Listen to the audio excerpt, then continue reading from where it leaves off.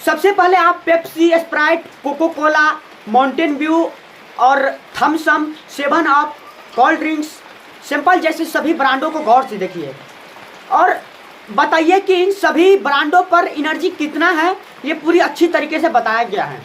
लेकिन इन सभी ब्रांडों में खतरनाक पदार्थ कितना मिलाया गया है, हैवी मेटल्स कितना मिलाया गया है, ये एक भी ब्रांड पे नहीं बताया गया है। यानी कि ये बच्चों के लिए कितना खतरनाक है, एक प्रेग्नेंट महिला के लिए कितना खतरनाक है, ये नहीं बताया गया है।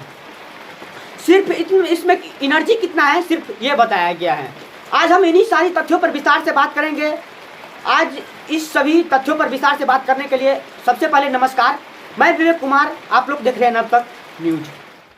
सबसे पहले 2004 के सुप्रीम कोर्ट के जजमेंट कहता है कि अगर आप कोई भी प्रोडक्ट बेचते हैं तो इस प्रोडक्ट बेचने से पहले आपको ये बताना होगा कि आप इसमें हैवी मेटल्स कितना लगा रहे हैं, आप इसमें हानिकारक पदार्थ कितना मिला रहे हैं और आप इसमें एनर्जी कितना मिला रहे हैं, ये सभी बताना होगा। लेकिन इन सारी प्रोडक्ट पर सिर्फ इतना बताया गया है कि इसमें एनर्जी कितना है।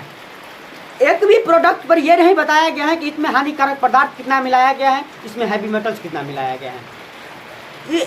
इन पांचों ब्रांड पे एक पर भी नहीं ये आपको देखने को मिलेगा। चाहे आप थम्सअप के बोतल पर देख ले, चाहे आप 7 अप के बोतल पर देख लीजिए, चाहे आप स्प्राइट के बोतल पर देख लीजिए, चाहे आप कोल्ड ड्रिंक्स के बोतल पर देख लीजिए, चाहे आप माउंटेन व्यू के बोतल पर देख लीजिए, किसी एक पे नहीं लिखा होता है। यहाँ तक कि आप पेप्सी के बोतल पर भी देख लीजिए, एक पर भी नहीं लिखा होता है। यानी कि ये आदमी के लिए, एक नॉर्मल बच्चा के लिए कितना खतरनाक है और कितना हानिकारक है, ये नहीं बताया गया है। एक प्रेग्नेंट महिला के लिए कितना खतरनाक है, ये नहीं बताया गया है। अगर इन पांचों ब्रांड में से किसी एक भी ब्रांड के पेप्सी अगर 8 से 10 साल के बच्चे अगर पी लेते हैं, अगर रेगुलर पीते हैं, तो उसको सीधा लिवर सिस्टम पर असर पड़ेगा।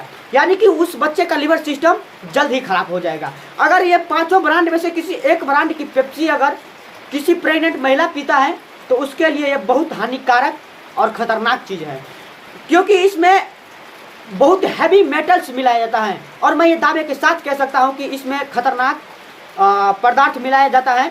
ये मैं नहीं बल्कि सुप्रीम कोर्ट के जज का कहना है। और लेकिन दिलचस्पी बात यह है कि इन सभी ब्रांडों पे एनर्जी कितना है, इन सभी ब्रांडों में एनर्जी कितना है, सिर्फ ये बताया गया है। आप यहाँ तक देख ले कि अगर आप सिगरेट पीते हैं तो इस पर भी लिखा होता है कि सिगरेट से कैंसर होता है। गुटखा भी आप देख लीजिए तो उसमें भी लिखा होता है कि गुटखा स्वास्थ्य के लिए हानिकारक है, इससे कैंसर होता है। अगर आप 2016 के स्वास्थ्य मंत्रालय के DTAB यानी कि ड्रग्स टेक्निकल एडवाइजरी बोर्ड ने इन सभी ब्रांडों पे जांच किया। कोका कोला, आप कोका कोला देख लीजिए, Thums Up, 7 up, Sprite, cold drinks, और इन सभी ब्रांडों को जांच किया है तो इसमें हैवी मेटल्स पाया गया है। और हैवी मेटल्स इसमें इतना खतरनाक पदार्थ डाला गया है कि ये एक बच्चे के लिए बहुत खतरनाक हो सकता है।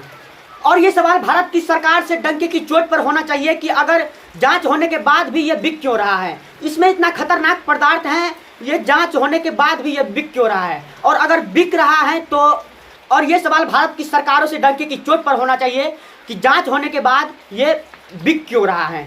और अगर जांच होने के बाद ये बिक रहा है तो इस पर बताया क्यों नहीं जाता है। और अगर बताया नहीं जाता है तो ये बिक क्यों रहा है, यही सबसे बड़ा सवाल है। और बिक्री थोड़ा कम बेसी थोड़ी हो रहा है। ये बिक्री लगभग पिछले एक साल में 13,176 करोड़ की पूरी बिक्री हो चुकी है साल भर में। और ये बिक्री जिससे किसी को फायदा ही नहीं हो, इतना बिक्री हुआ है जिससे किसी को लाभदायक नहीं हुआ।